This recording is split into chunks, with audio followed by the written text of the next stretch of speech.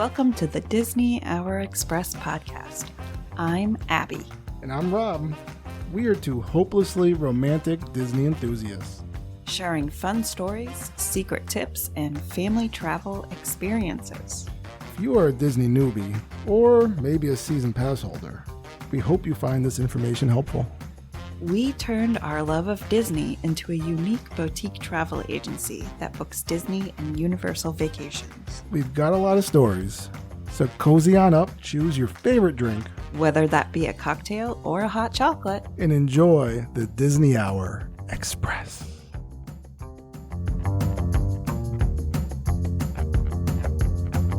welcome to episode 83 of the Disney Hour Express. Thanks so much for joining us, fellow friends and Potterneers. We are ready to chat about Halloween. Yes, I know it's August, and up here in the East Coast, we haven't even started school yet, but we're ready to roll into the pumpkin spice lattes. I might not even have to talk. I was wondering who you keep rolling. That was a killer intro. She gave me a double finger guns. So she's Listen, it's raining out, not like just a little rain, like torrential downpours, flooding, trees are everywhere, and we are stuck inside. So I'm feeling the vibe of being cramped up. stuck inside, but we had a birthday party. That's true. We were outside We were out midday. partying at Not outside. somebody else's place. Yeah. Yeah. But anyways, we wanted to talk to you. So the first Mickey's Not So Scary Halloween party happened just recently. And these are limited capacity, separately ticketed events. And it's a family-friendly fun. Oh, my goodness. Are you being spooky or are you like booing Mickey's Not So Scary Halloween party? Boo. Okay, sorry. Go ahead.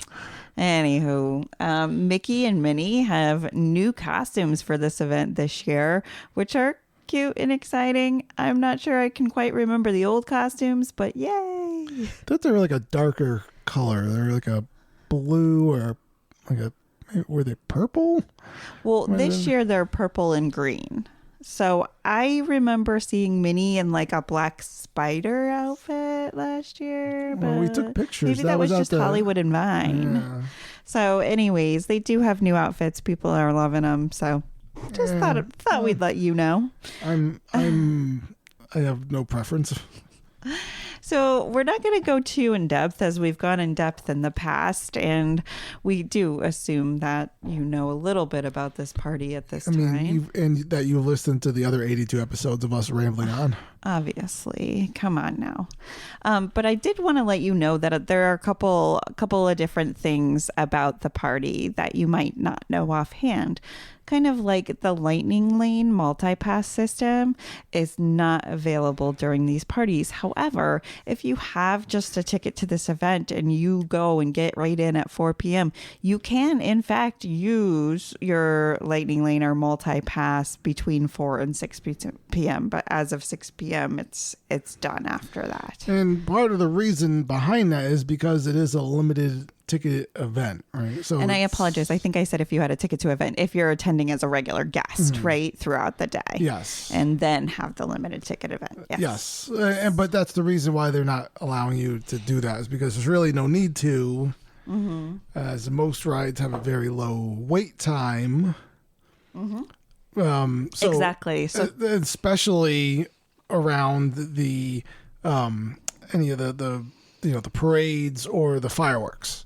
yes, you're going to find really beautifully low wait times, which we had a listener and client go there recently, and they got on everything, including rides like Tron and Tiana's Bayou.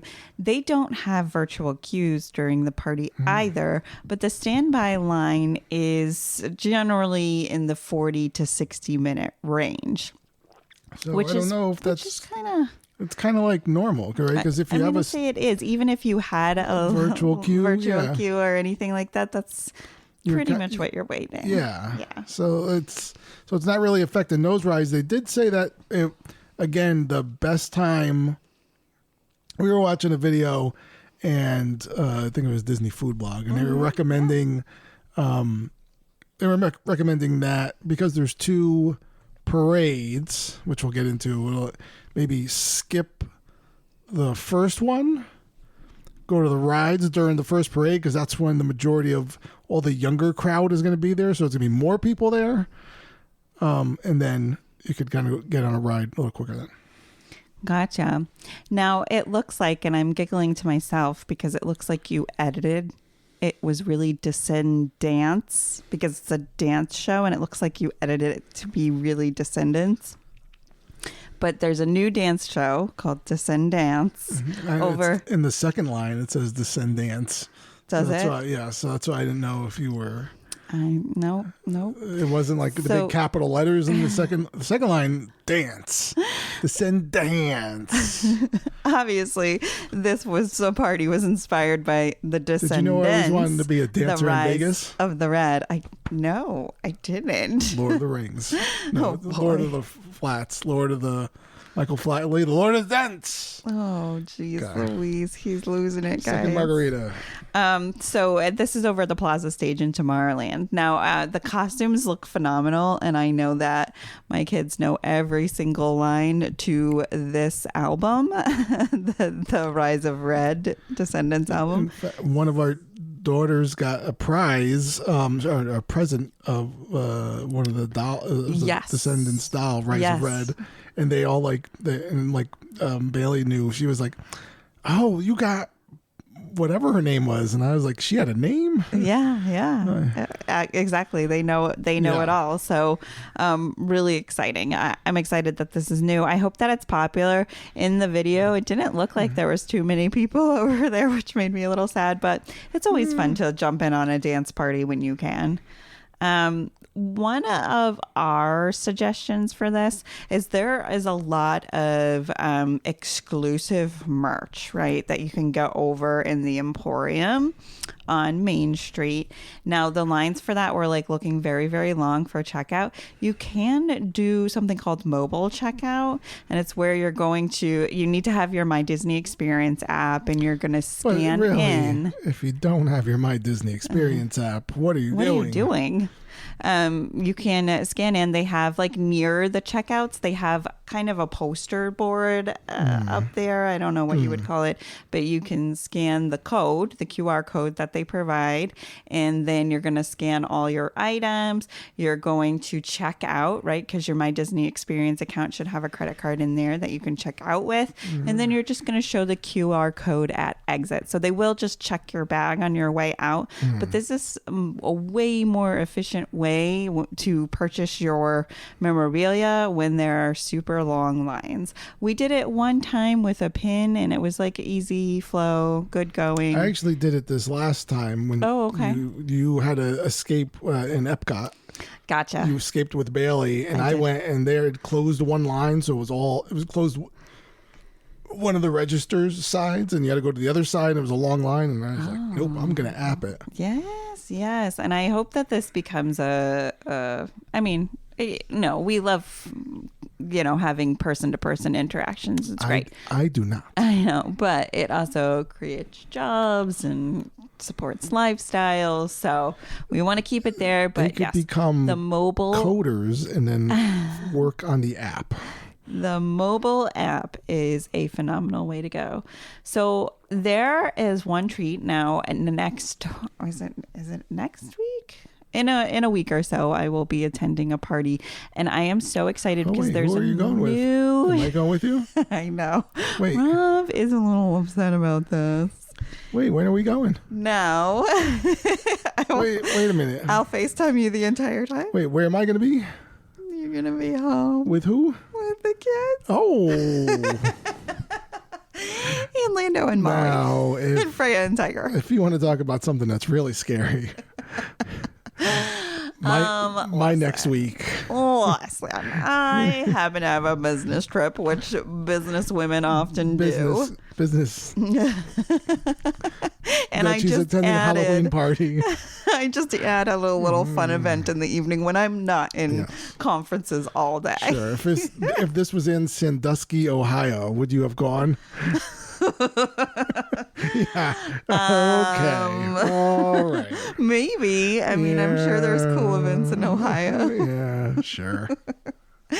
In any event, I do feel very lucky that I do get to go. But I am so excited because there is a new treat, and it's called the Madame Leota Seance Candle Treat. The Madame Leota. Madame, sorry. Madame Leota. Yeah, I like Madame Leota, right? I like it. Oh, gosh. And you can only get this during the party. Now, they have treats all day, like during the Halloween season, but then they only bring out some exclusive treats for the party, and this is one of them. And it's located over at the Sleepy Hollow Refreshment in Liberty Square in Magic Kingdom. It is a red velvet cake with cookies and cream mousse, and it's in the shape of like a candle, but like a push-up pop kind of thing, but it's not like a lollipop or anything. When you push it up, it's more like cake texture. Yeah. And so I'm like really excited because I love all those things. I love red velvet cake and cookies and cream. So, and I just love the theme of this. It's really like they like hit it on the head. That's like, or whatever that phrase is. Like, it's unique. It's not like a dumb cookie. It's not like just a piece of pie. It's a really unique item, and I'm ready to get it. I'm so excited. That's the one thing that I'm really sure looking it's going to travel well for you to bring one home for me. You never know, baby. You never know. In any case, oh yes, I think I was going to tell you how to do the mobile checkout, but we kind of covered that a little bit, so you're good. So, and just saying, like, there's a ton of treats. Oh yeah, there's tons. I'm just telling you the one that there's like a lot of like exclusive treats, and they're like all over the park and varying tastes. It seemed like there was a lot of they like mixing sweet and spicy, like which I know you're not a big fan of. That's right, because I felt a little insulted when I saw the beignets that had the paprika or something like that sprinkled on top of them, along with a chocolate sauce. Excuse me, this is not okay. No, thanks. It's like hitting her in like multiple levels. Yeah, I'm like, I'm not okay. That's not okay. Don't do it, guys. In any case, they have kind of everything's a bit of the same, very traditional. You've got your Landy and Molly. Mickey's Boo to You Halloween Parade. It's got the two viewings. It has one at 9:15 and one at 11:15. They've got the Cadaver Dance Barbershop Quartet, 7 p.m., 7:45, 8:30, 9:50, 10:30. Don't miss it. It's so cool to see them dressed up. And, of course, they're always fabulous with the way they sing. They're always on point. Also, over at the stage, they have the Hocus Pocus Villain Spectacular. In August and September, you're going to find this at 8:35, 10:45, and 12 a.m. In October, you're going to find 4 shows, which is 7:40, 8:35, 10:45, and 12 a.m.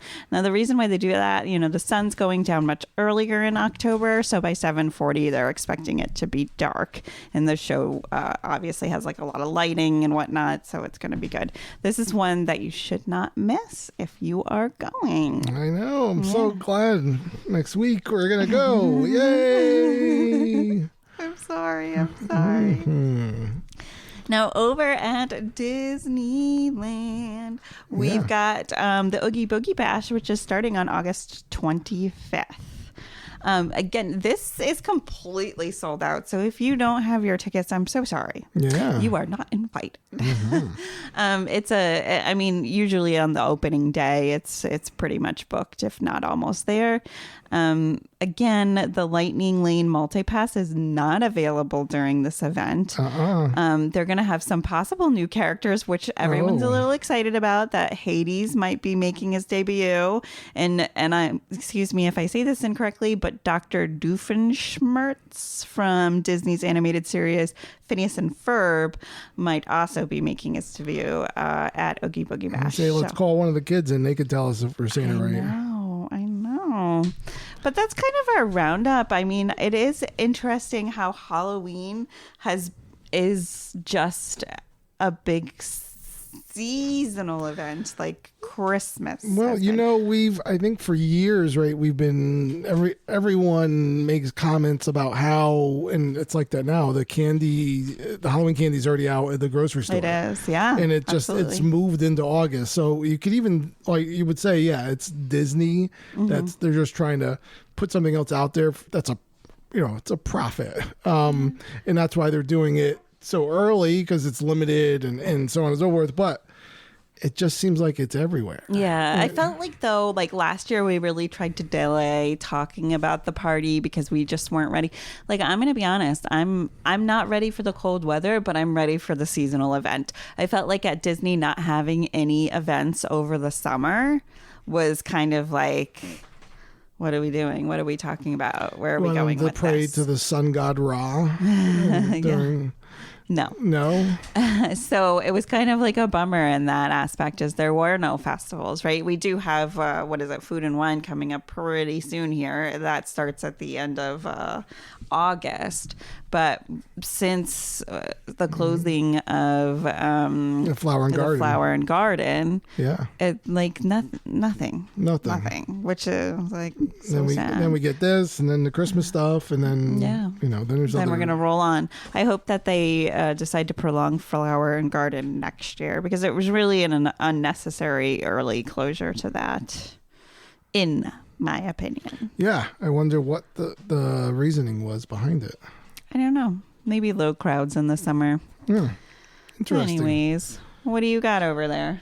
Interesting. Well, I mean, there's like, I think we had one story. You wrote a story, and I was ready to talk about it, even though I don't want to talk about it, is Peter Pan.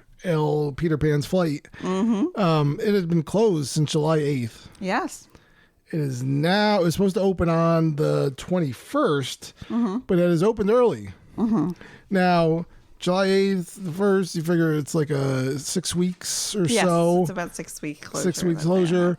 It would expect like a big change. And what did they change? Well, they changed the scene, the Neverland tribe scene, right? Because they were thinking that it was a bit on the offensive side, which Disney has been trying to update everything and become more culturally sensitive across all of the parks. I mean, we saw this, didn't we see this over in Jungle Cruise at some point and a couple other places? I'm getting a blank stare. I don't remember that. Yeah, something happened at Jungle Cruise. I'd have to really review my notes and see. But yeah, the village scene. One scene. I guess it's looking a little bit more friendly now. It has more inclusive elements. Culturally appropriate? Yeah, on our cultural heritage it depicts. Oh, so, she is saying R. She is 3% Native American, so she says R. Thank you very much. Yes, I am. So, before we get like the backlash.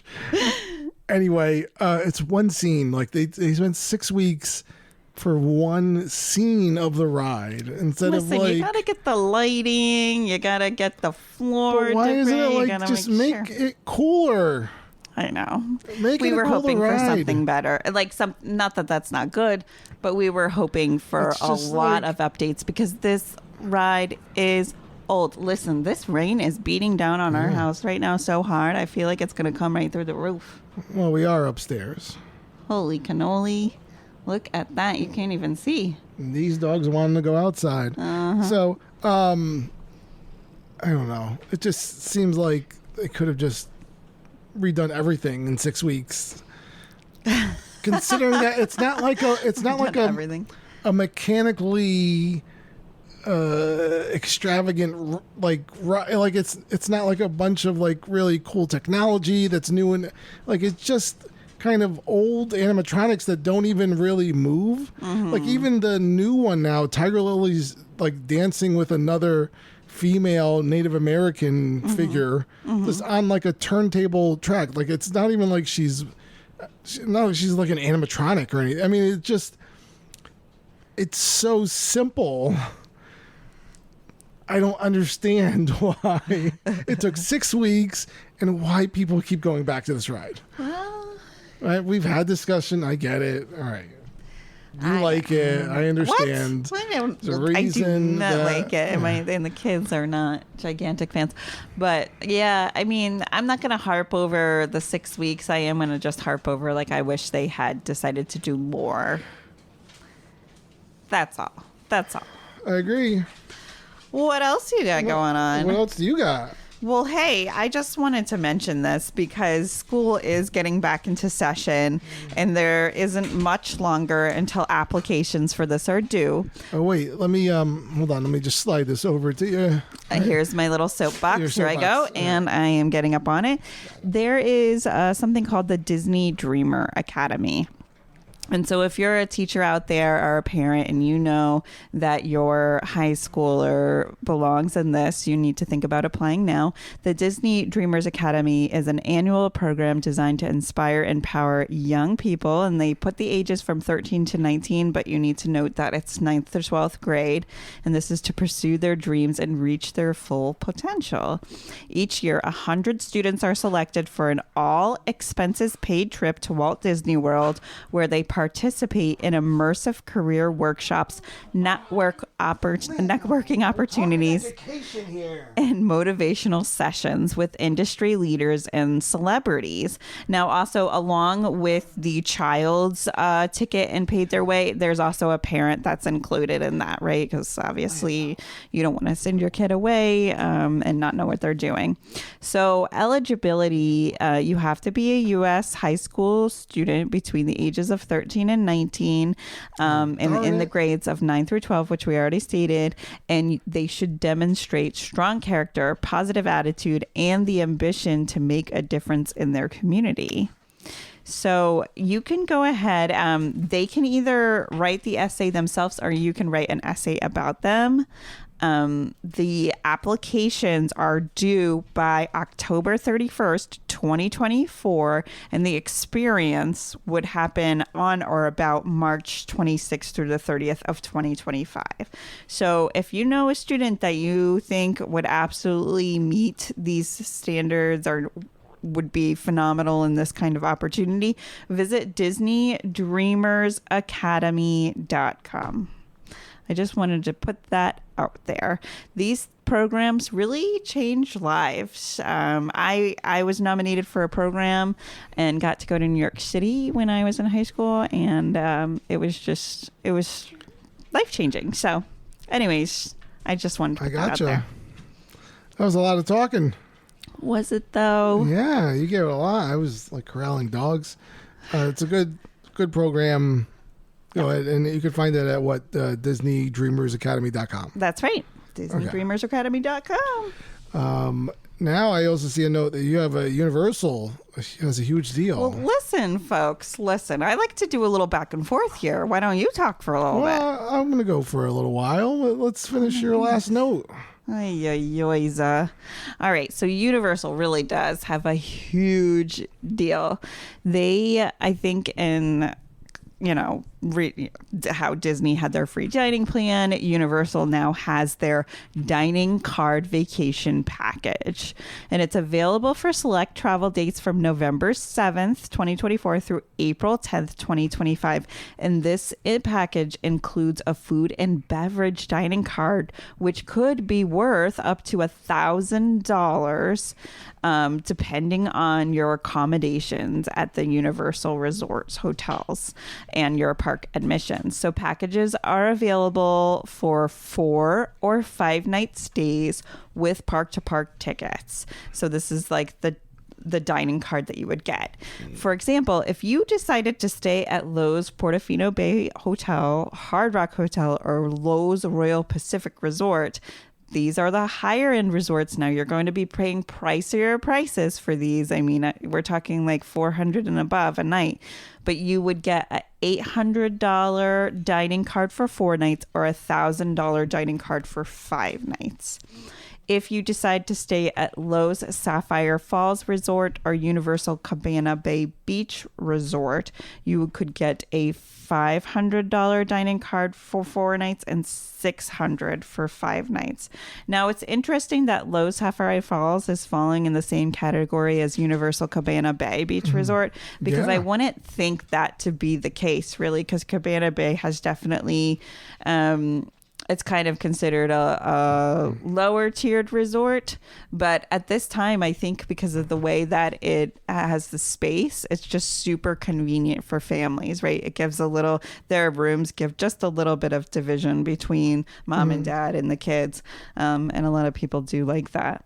So now they have Universal Aventura Hotel, the new Stella Nova Resort, or Terra Luna Resort. You could get a $400 dining card for 4 nights and $500 dining card for 5 nights. Now, this is really amazing because these Aventura, Stella Nova, Terra Luna are really decently priced resorts, and you're still getting an amazing value for that. Like, amazing. Awesome. So then the Universal Endless Resort, you're looking at, and this is the lowest tier, $300 dining card for 4 nights and $400 for 5 nights.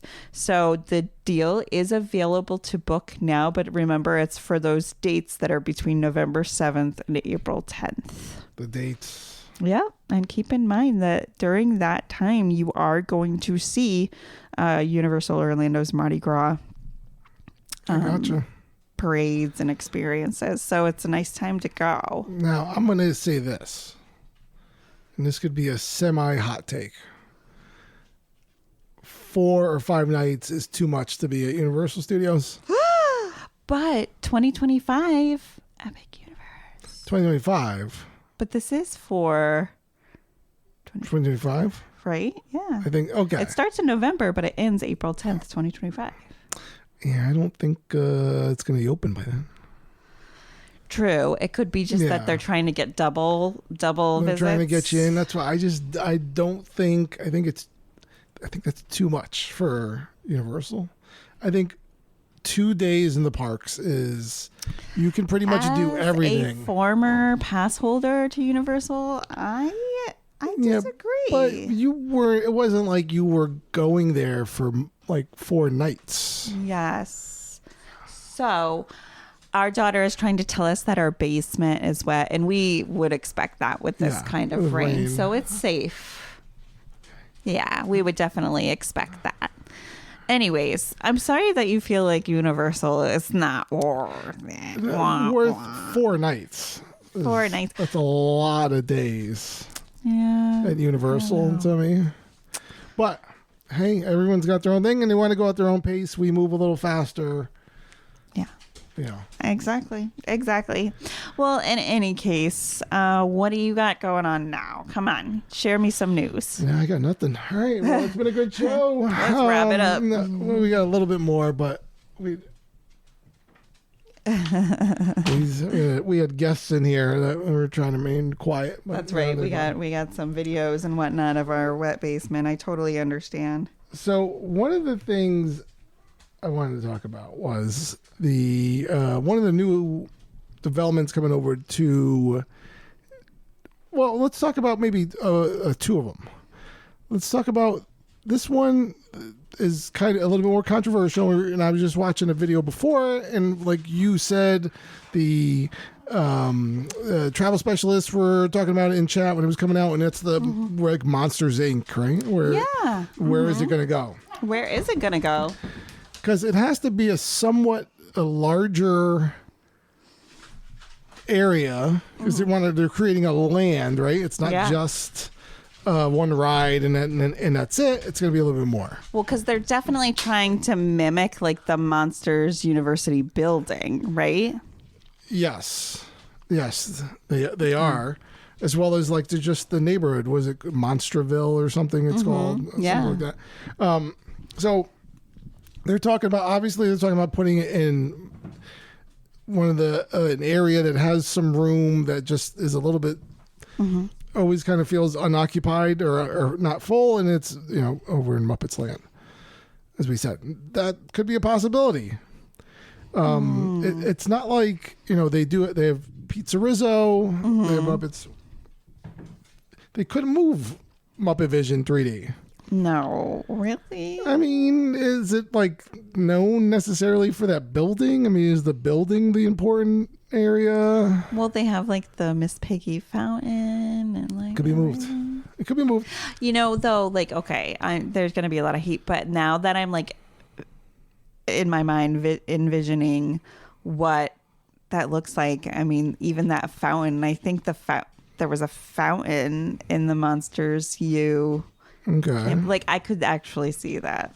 Okay. That whole, if you're looking straight ahead and you have Muppet Vision to your right, you're looking at Miss Piggy's fountain and straight forward.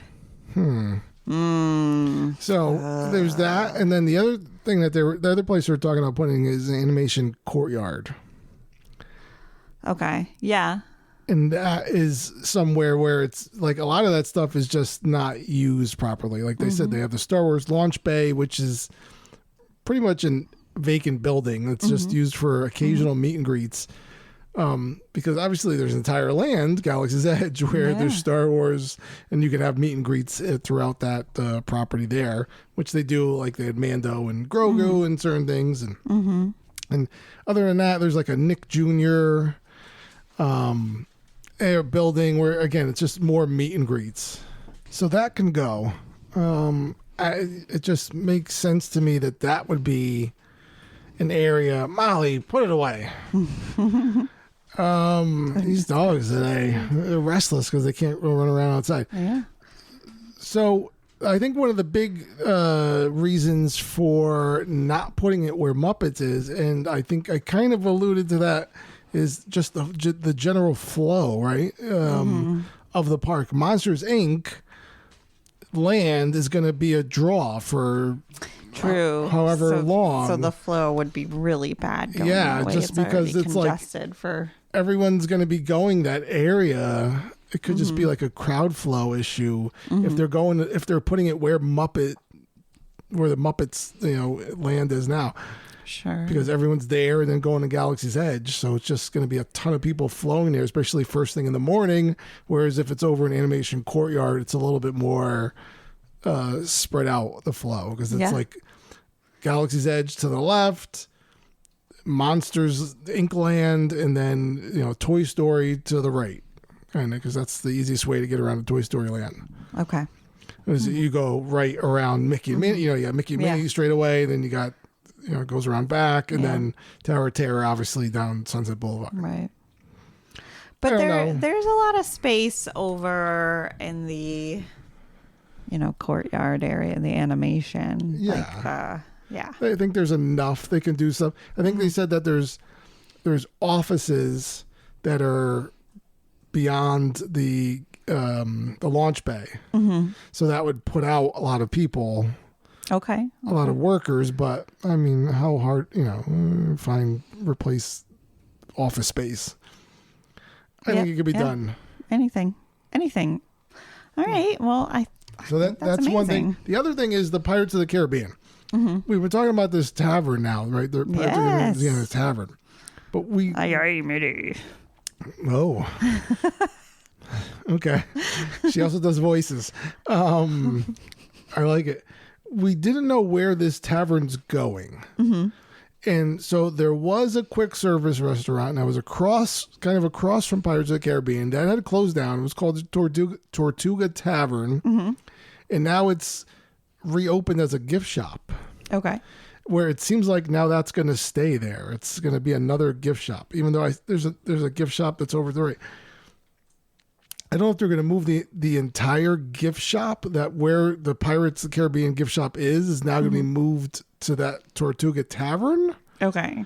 Because it looks like they've just finished work on the clock, the tower. The Pirates of the Caribbean tower is now like they've removed the scrim, and it's all a color that matches the rest of the building where Pirates of the Caribbean is held. So that's there. It looks to me, and it was kind of hard to tell from the pictures, but they have now put up new construction walls in the actual building where the queue is for Pirates of the Caribbean. Oh. So it looks like they're like so if you walk into Pirates of the Caribbean and it looks to the right, right, it looks like that area has construction walls up. Okay. And then, but you could still like the gift shop is now condensed. Okay. Down. So and then it looks like that's where they're going to put the tavern is over there. Okay. So it's not going to be a very big. I think it's going to be big-ish, big enough. It's kind of hard to tell. The pictures weren't they were kind of hard to get a grasp on it just from what they were showing. And I couldn't find anything else online. I was looking for it. I do find it interesting, like Walt Disney had just not wanted any alcohol or drinking in his parks, right? Yeah. And so here we are doing a tavern, and we're doing a high-end what is it called? Like another lounge, high-end lounge over in the Tomorrowland area. Is that correct? Or in Epcot. Oh, I'm so sorry, Epcot. Yeah, all right, the old I'm Siemens jumbling Lounge. up where everything is, but right. Okay. It used to be the Siemens Lounge, and now it's something else. Yep, that's right. Yeah. So I mean, obviously that's why Epcot, they try and hide the fact that people go there just to drink, but that is something that a lot of people just do. So anyway, so that's kind of like, it seems to be, that's where the mystery of the Pirates of the Caribbean. Okay. Well, that makes sense. Is kind of now over going in that area. And again, I think they're going to close, I don't know if they're going to close down that gift shop or just make it smaller. We're going to keep an eye out. We'll let you know. Yeah. Awesome. Over staying in Magic Kingdom, over in Haunted Mansion, a ghost has returned. Duke. The Duke animatronic is back at his table in the graveyard. He's still missing his Duchess though. The Duke kind of, at first I saw him, I was like, is that the Hatbox Ghost? Because he has like a with a corncob hat they call it or something. I don't know. It's something just for those people that are really big into changes in Disney. This was something that you could keep. Like maybe you were a Duke fan. I don't know. Where's the Duke? Now he's back. One of the things I saw that was very interesting was there's an attendance report that is put out by this organization. It's called the Architecture, Engineering, Construction, Operations, and Management. Okay. Yeah. Also known as AECOM. Gotcha. Also / TEA. That's what it's called. AECOM / TEA. Because that also stands for Themed Entertainment Association. They take numbers, they track numbers of attendances in theme parks. And so now this was released in 2024, but it's a 2023 report. Yes. So the findings in that were that Disney's still, the number one theme park. Oh, yeah. Everywhere. Oh, yeah. Yeah. We're talking in the world, saying Magic Kingdom is the top theme park worldwide for attendance. Okay. Yes. And then Disneyland, and then Universal Studios Japan. Okay. Tokyo Disneyland. I get that though. Universal Studios Japan looked amazing. We're talking attendance here. Come on, Molly. Yeah, and then it goes over the Shanghai Disneyland, and there's something the non-Disney. It's called Chimelong Ocean Kingdom in China. Don't know what it is, but anyway, so that's like worldwide. In North America, Magic Kingdom obviously being a top, Disneyland number 2, number 3 is Epcot. Oh, yeah, go figure. Then number 4, Hollywood Studios. Number 5. The Universal Islands of Adventure has a bigger bigger attendance than Universal Studios, which is number 7. Number 6 is Disney California Adventure. Number 8, the Universal in Hollywood, so over in California. Then number 9, Animal Kingdom. Number 10, SeaWorld. Interesting. Number 10 in all of North America for attendance in a theme park. Huh. Still, despite their whales. Number 11, this is a funny one. Knott's Berry Farm. Yes. You know what? Knott's Berry Farm's pretty darn cool. I mean, I haven't been there in decades, but I liked it. And they have a Halloween thing they call it that turns into Knott's Scary Farm. So they have a haunted house, a pretty big haunted. They have a hayride and stuff like that they put on. Now, this was the funny thing, and this is where I got this before when I mentioned that. Number 12, not talking about anything in Orlando or Disney or Universal, it's Cedar Point. Mm-hmm. And that's in, do you know where that is? It's in where your conference is going to be next year, Sandusky, Ohio. Oh, wonderful. So you would go there because like I could go to Great Point without Rob. Cedar Point without me. Do more things without Rob. I understand. Well, I'm just back here feeding kids, cooking, cleaning things. Best. Yeah, I'm the best. So anyway, so that was kind of like a big thing. I think what the story was trying to say was that Animal Kingdom, Hollywood Studios and Animal Kingdom actually fell in the rankings. Okay. Which is, and again, this is in 2023, so it's a little bit different time. It seems like 2024, everything's back to full. But, Animal Kingdom, we all kind of knew that it was kind of like on a downtrend, right? Yeah. There's nothing new that's really bringing it to their... I mean, to be honest, I thought like The Lion King and everything, the 30th anniversary would bring a little bit more, but it was stale. If they had a Lion King land... Yes.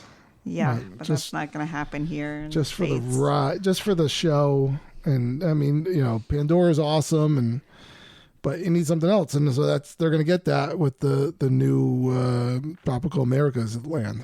Okay, all right. So we had that.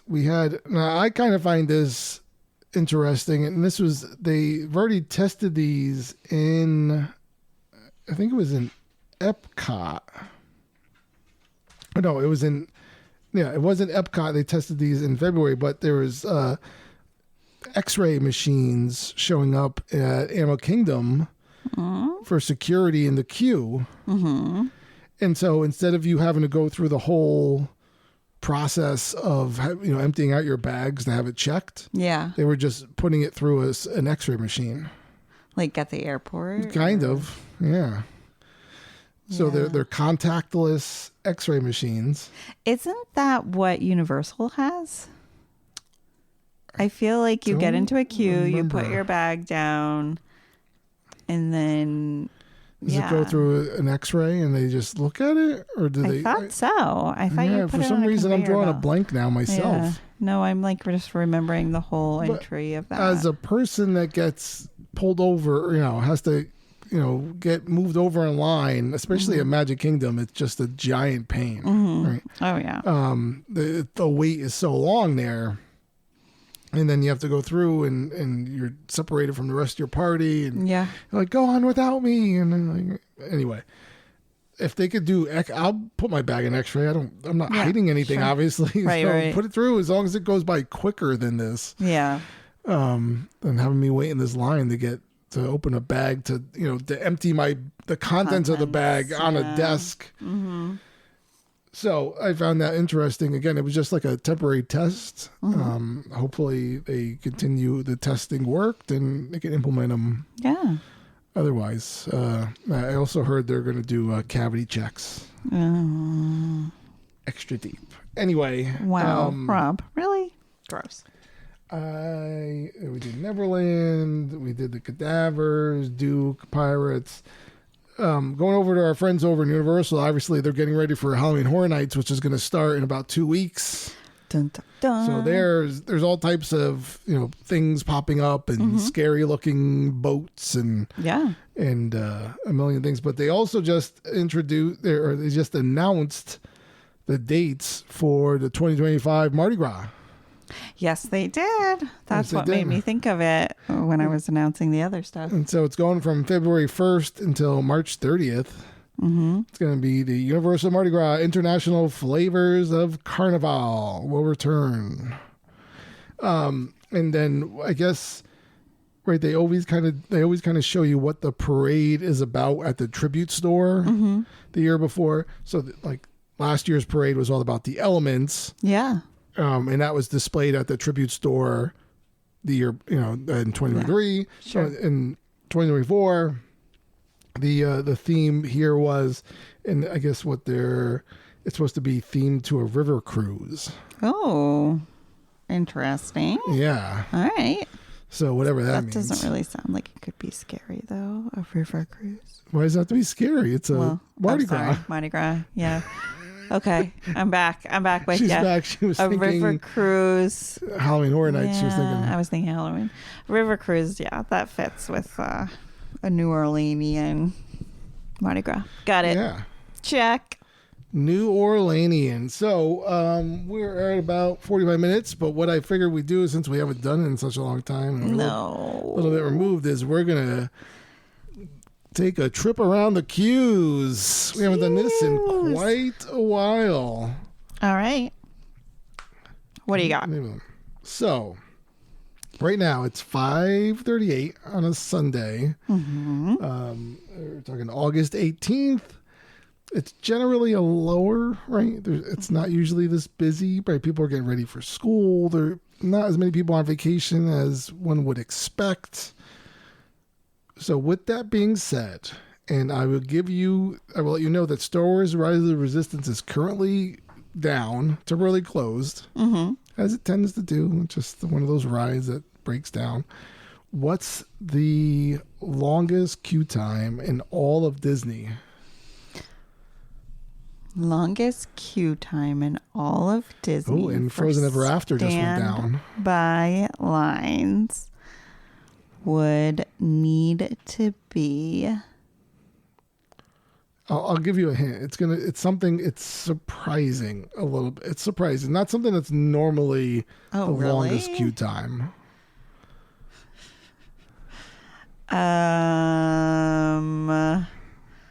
Goodness. It can't be. So it wouldn't be Seven Dwarfs because that's kind of a normal long queue time. And now I'm telling you this, that Rise of the Resistance is down, so that usually means when one big ride is down, it usually pushes. It means there's rain. Pushes people to like the Millennium Falcon. But something, yeah. I mean, that's a good guess. Or is it something else. Slinky Dog Dash.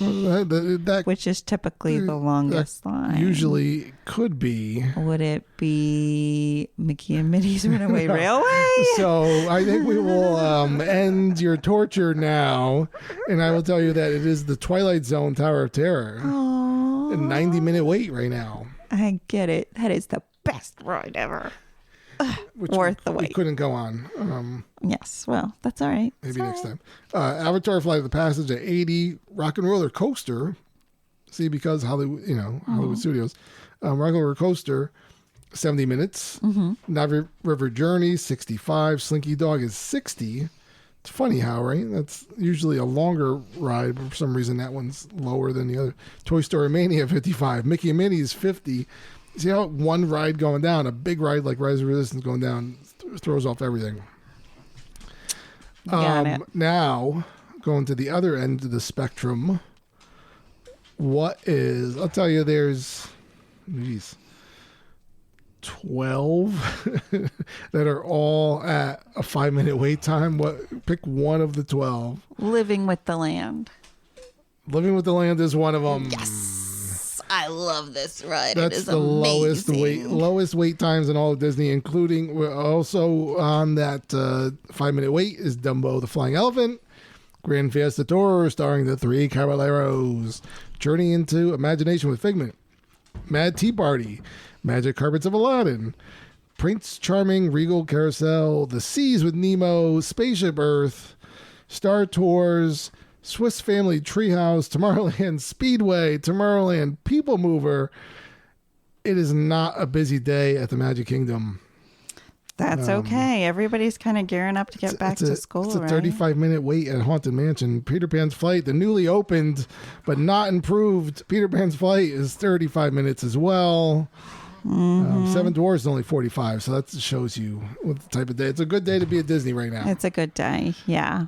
And, I had just listened to a podcast by some folks that we know about going this time of year. It's high hurricane season. What?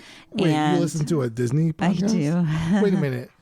Do you mean there's other Disney podcasts besides this? There's not. Oh, gotcha. I'm just making this all up. All right. So going to Disney during hurricane season, a lot of people don't like to do it. I mean, understandably, right? You're going to be in the rain. It's going to be crazy. There are just possibilities that the park could close and your 1 week vacation is now totally ruined.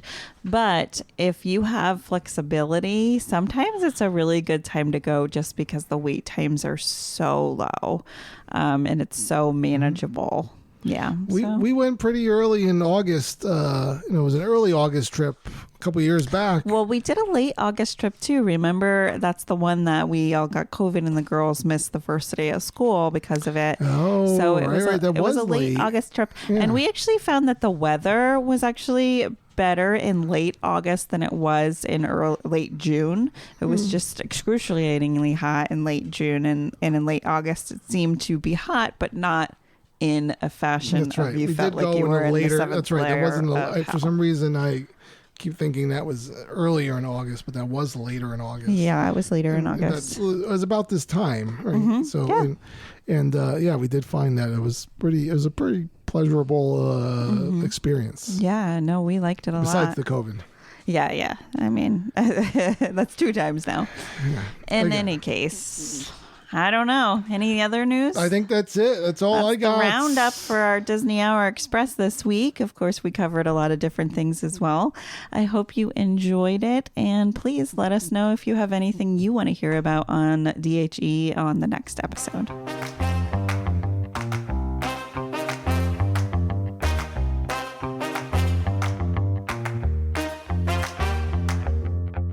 This has been a Family Travel Planner production.